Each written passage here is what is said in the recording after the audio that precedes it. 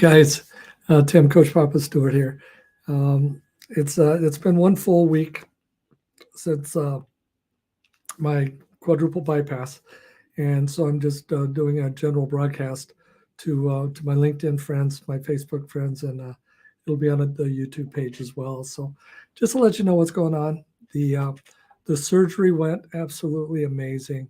The surgeon is uh, phenomenal.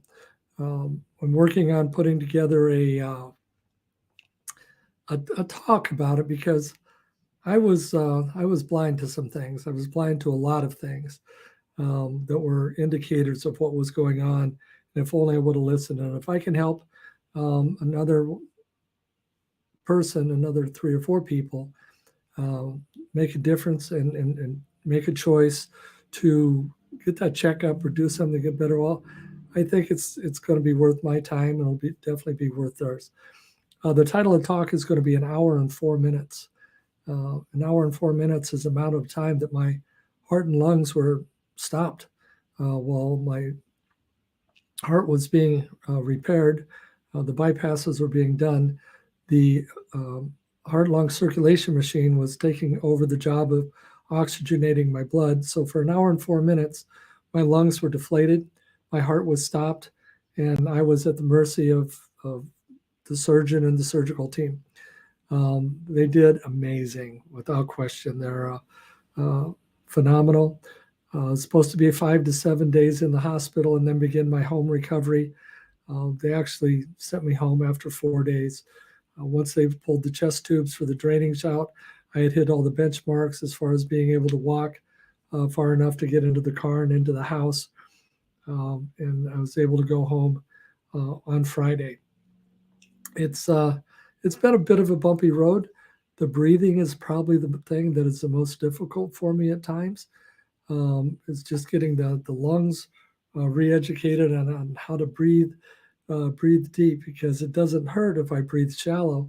And so if I'm sitting there, I'll catch myself just instead of. So I have to get the lungs open back up. That'll be an important piece for when I want to get back on the bike this spring. June 17th is my target date. They want 12 weeks of no pushing, pulling pressure more than 5 pounds, 5 to 10 pounds on my arms, because of the fact the sternum was cut and spread wide open.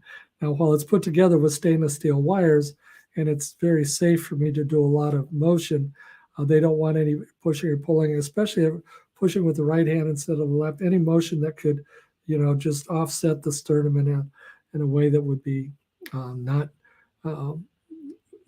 encouraging good health. So it's been a journey. My diet has been good. My appetite at times seems to slip. Hey, Michael, thanks for checking in. I feel awesome. I really do. But I mean, there's some pain when I breathe and some other things, and getting up and walking. I was able to go outside and walk yesterday in that 49-degree weather. So we walked all the way down to the river and back, which amounts to about a third of a mile. Hey, Phil. Oh, man, that stroke and now back surgery. Let me know where you're at. Send me a text. I'll call and we'll have a conversation. But it's been a challenge. Following directions is, never been a super easy thing for me when it comes to my health.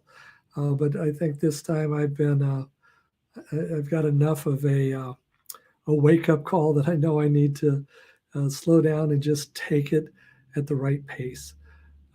This hour and 4 minutes presentation is really going to be talking about the gradual fall from health. I was biking. 2 years ago, I biked over 1,500 miles. Last year, I biked over 1,000 miles. And, I'm out there biking, so that justifies everything that I put into my mouth, my body, and the abuse I've given it. Well, it doesn't. And I mean, it took this to wake me up and get me back on a right track. So again, I wanted to just take a minute and let you know that things they're going well. Thank you, Phil. Prayers make a difference.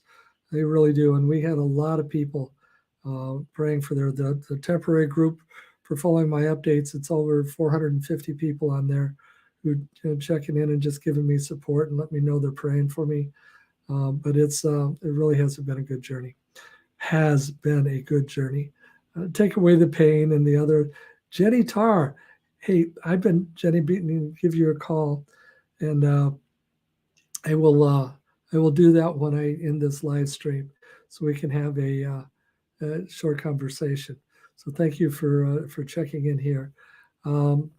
That's really for this moment. I'm not going to get super intense or write or put this thing together for the next few weeks, 3 or 4 weeks. I'm going to start putting an hour a day into doing some type of effort towards my post bypass adventure. But I'm sure it is going to be an adventure, and it's going to be a good one. And Jenny, I look forward to you being on that adventure, and Phil, Mike, all of you guys. So that's all. I'm going to leave it at that for today. Thanks for being here. Thanks for following me. Thanks for your prayers, thoughts, and support. I hope to be back up and pretty much fully operational by the 12 weeks, which that will put me into so what is this, the end of March, so end of April, and by the end of June, by this summer, I expect to be back out on the bike, putting in some serious miles. I expect to be back on stage doing some speaking and reactivating coaching and some of the things I'm doing there. So God bless everyone. Thank you for your love, prayers, and support. They really have made a difference.